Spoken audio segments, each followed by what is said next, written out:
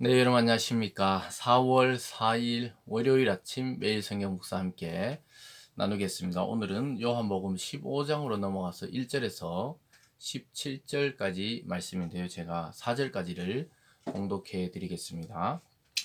나는 참 포도나무요 내 아버지는 농부라. 물은 내게 붙어 있어 열매를 맺지 아니하는 가지는 아버지께서 그것을 제거해 버리시고 무릇 열매를 맺는 가지는 더 열매를 맺게 하려 하여 그것을 깨끗하게 하시느니라. 너희는 내가 일러준 말로 이미 깨끗하여졌으니 내 안에 거하라. 나도 너희 안에 거하리라. 가지가 포도나무에 붙어 있지 아니하면 스스로 열매를 맺을 수 없음 같이 너희도 내 안에 있지 아니하면 그러하리라. 아멘. 오늘 본문의 말씀을 중심으로 나는 포도나무여 너희는 가지라. 나는 포도나무여 너희는 가지라 라는 제목으로 말씀을 잠시 나누겠습니다.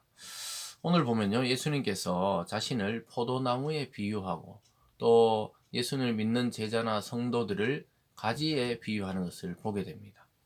그래서 예수님께서는 많은 여러 가지 자연을 통해 또 비유를 말씀하셨지만 오늘은 나무와 가지에 대해서 또 나무와 열매에 대한 이야기를 통해서 우리가 주님 안에 거하기만 한다면 반드시 열매를 맺게 되어 있다 이렇게 말씀하고 있습니다.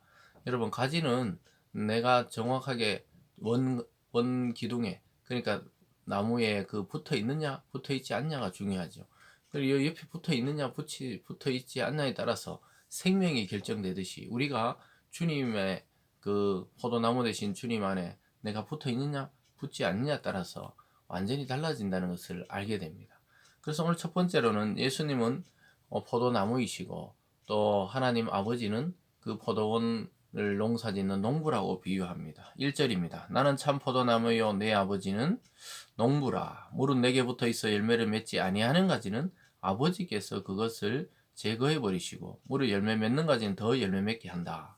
그러니까 하나님이 농부시니까 예수님께 붙어 있는 가지는 오히려 더 다듬고 깨끗하게 정리하고 손질해줘서 열매를 맺게 한다는 거예요. 그러니까 가지의 보람은 그 열매를 맺는 데 있습니다. 그것이 소명이고 사명이죠. 근데 그것이 어떻게 붙어 있어야 되냐? 예수님께 붙어야 되지. 또 예수님께 붙어 있지 아니하면은 잘라내 버린다. 여러분, 잘려 나간다는 것은 더 이상 이제 뿌리로부터 올라오는 영양분이나 수분을 공급받지 못하는 가지이기 때문에 결국 땅바닥에 떨어져서 말라 비틀어지고 죽게 되는 것이죠. 그래서 우리는 하나님이 농부이시고 예수님이 포도나무라면 우리 포도나무에 붙어 있으면 돼요. 그럼 하나님이 잘 이렇게 손질하시죠. 고난을 통해 또 여러 가지 일들을 통해 꽉 찬 풍성한 열매들로 우리를 이끌어 가실 것입니다. 오늘 두 번째도 보면 예수님 안에 거하라고 예수님이 말씀합니다. 4절에 보면요. 내 안에 거하라. 나도 너희 안에 거하리라. 가지가 포도나무에 붙어 있지 아니하면 스스로 열매를 맺을 수 없음 같이 너희도 내 안에 있지 아니하면 그러하리라. 본인 스스로 말하죠. 내 안에 거하라. 그 포도나무가 가지에 붙어 있지 않으면 이 땅바닥에 떨어진 그 가지는 열매를 맺을 수 없어요.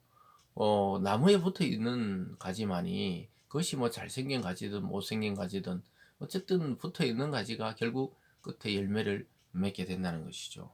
그러면서 예수님이 오늘 핵심적인 말씀, 내가 포도나무니까 내게 붙어 있으라. 그것이 내 안에 거하는 거라고 말합니다. 5절입니다.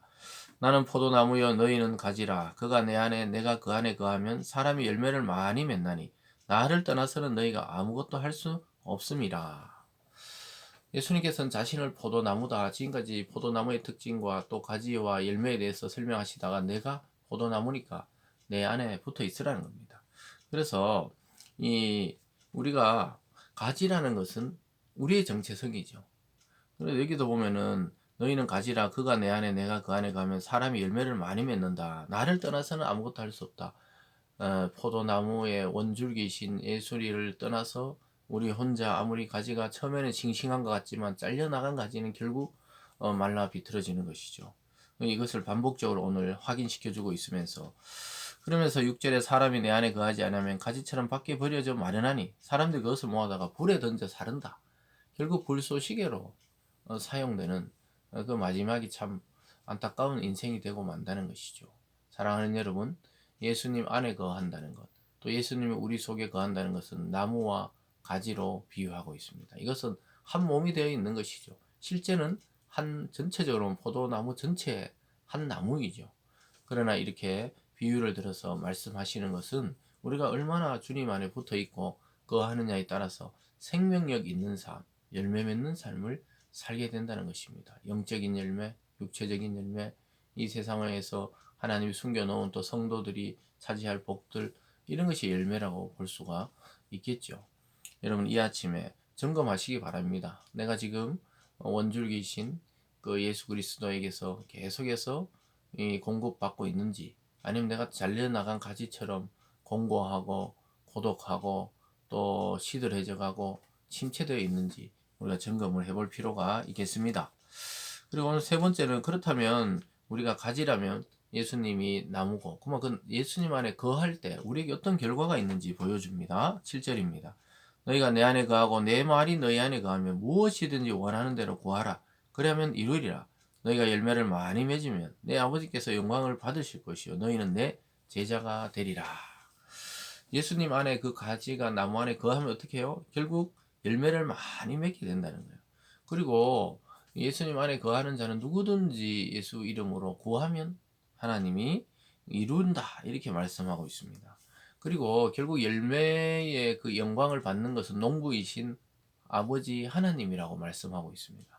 우리가 예수님과 잘 영적인 수수작용이 이루어지고 또 예수님의 그 말씀으로 우리를 가득 채워서 영양분이 넘치는 가지처럼 우리가 사회 속에, 가정 속에 살아갈 때 열매를 맺게 되는데, 사랑의 열매, 또 은혜의 열매, 긍휼의 열매, 또 남을 돌보는 그러한 열매들이 맺힐 때 누가 영광을 받느냐?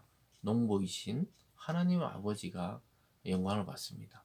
그래서 우리가 농사 짓는 결과가 뭐예요? 열매를 보고 그것을 성취하고 수확하는데 농부의 보람이 있듯이, 하나님은 우리 인생을 통해 하나님의 영광의 열매를 받기를 원하시는 것이죠. 그러면서도 오늘 네 번째도 계명을 지켜 사랑 안에 거하라. 즉 하나님의 말씀을 지키는 자가 하나님을 사랑하는 자라고 이야기합니다. 10절에 보면요. 내가 아버지의 계명을 지켜 그의 사랑 안에 거하는 것 같이 너희도 내 계명을 지키면 내 사랑 안에 거하리라. 내가 이것을 너에게 이름은 내 기쁨이니 너희 안에 있어 너희 기쁨을 충만하게 하려 하심이라. 이렇게 말씀합니다. 결국은 뭡니까? 사랑하면 그 사람의 말을 순종한다는 것이죠. 그래서 내 계명을 지키면 내 사랑 안에 거하게 된다. 우리가 예수의 말씀에 순종하고 말씀의 능력으로 살고 그것을 전파할 때 무엇을 느끼게 되느냐? 주님의 사랑을 깨닫게 된다고 말씀하고 있습니다. 마치 가지가 나무에 붙어 있으면 아까 말했듯이 영양분과 수분을 공급받듯이 우리가 말씀을 실천하고 그 안에 거하면 하나님의 사랑을 한없이 느끼고 주님의 사랑을 한없이 공급받게 된다는 것이죠. 그럴 때 우리도 예수 믿는 기쁨과 정체성을 깨닫게 됩니다. 그러면서 마지막에 오늘 예수님이 우리를 사랑했듯이 서로 사랑하라는 계명으로 오늘 이 포도나무의 비유를 마치고 있습니다. 12절에 보면요. 내 계명 곧 내가 너희를 사랑같이 너희도 서로 사랑하라는 이것이니라. 이렇게 말씀하고 있습니다. 사랑하는 여러분, 사랑은 번거롭지 않습니다. 불편함을 감수하는 것입니다. 그래서 사랑은 상대방에 대해서 그 사람이 원하는 일을 하는 것이 사랑입니다. 예수님은 우리를 위해서 자기 목숨을 들여서 우리를 구원하셨죠. 우리가 필요한 것을 해 주셨습니다. 여러분, 그래서 이 세상의 사랑은 굉장히 상대적이죠. 내가 A를 해주면 저쪽에서는 B를 해주고 뭐 이런 좀 상대적인 것이라면, 하나님의 이 사랑은 절대적이고 또 일방적이고, 그렇다고 상대를 불편하게 하는 것이 아니라 상대를 존중하는 그러한 사랑이라는 것이죠. 그래서 내가 너희를 사랑같이 너희도 서로 사랑하라. 여러분, 우리가 서로 사랑할 때 그 속에서 주님을 보게 되고 하나님을 보게 되는 것입니다. 그래서 저와 여러분은 이 사랑에 강한 자가 되어야 됩니다. 이것은 육체적인 사랑이나 남녀 간의 사랑을 말하는 것이 아니죠. 주님께서 십자가에서 달려 돌아가시면서까지 우리를 구원해 줬던 그 희생과 긍휼과 자비의 그러한 정신을 말하는 것이죠. 그래서 주님께서는 이렇게 말합니다. 13절에 사람이 친구를 위하여 자기 목숨을 버리면 이보다 더 큰 사랑이 없나니 너희는 내가 명하는 대로 행하면 곧 나의 친구라. 이렇게 말합니다. 친구를 위해 자기 목숨은 이보다 더 큰 사랑이 없다. 그러면서 이제 너희는 나의 친구다. 종이 아니라는 것이죠. 우리는 주님의 친구다. 그래서 예수님 말씀 그대로 자기는 친구를 위해 목숨을 버리셨죠. 십자가에 달려 돌아가셔서 친구인 우리를 살리신 것이죠. 그러면서 15절에 이제부터 너희를 종이라 하지 아니하고 종은 주인이 하는 것을 알지 못함이라 너희를 친구라 하노니 내가 아버지께 들은 것을 다 너희에게 알게 하였음이니라. 너희가 나를 택한 것이 아니요 내가 너희를 택하여 세웠나니 이는 너희로 가서 열매를 맺게 하고 또 너희 열매가 항상 있게 하여 내 이름으로 아버지께 무엇을 구하든지 다 받게 하려 함이라. 이렇게 말씀합니다. 또다시 열매에 대한 이야기를 하고 있습니다. 그래서 오늘 처음부터 끝까지 그 포도나무 비유의 핵심은 열매에 있다는 것을 알게 됩니다. 사랑하는 친구를 위해 목숨을 버리는 것이 가장 가치 있다는 것은 예수님 자신이 이제 친구 대신 우리를 위해 자기 목숨을 버리신 것을 오늘 말씀하고 있습니다. 그러면서 너희가 나를 택해가 믿는 것이 아니라 내가 너희를 택했다. 주권이 주님께 있다는 것을 보여줍니다. 저와 여러분의 구원과 인생과 삶과 축복이 전부 주님의 손에 달려 있습니다.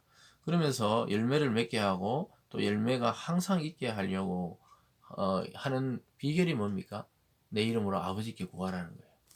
사랑하는 여러분, 우리 주님의 이름으로 이제 마음껏 자유로움으로 여러분의 영적 필요와 또 이 세상을 살아가며 겪는 여러 가지 어려움에 대한 해결을 주님의 이름으로 아버지께 구할 때 하나님이 다 이루어 주신다고 말씀하고 있습니다.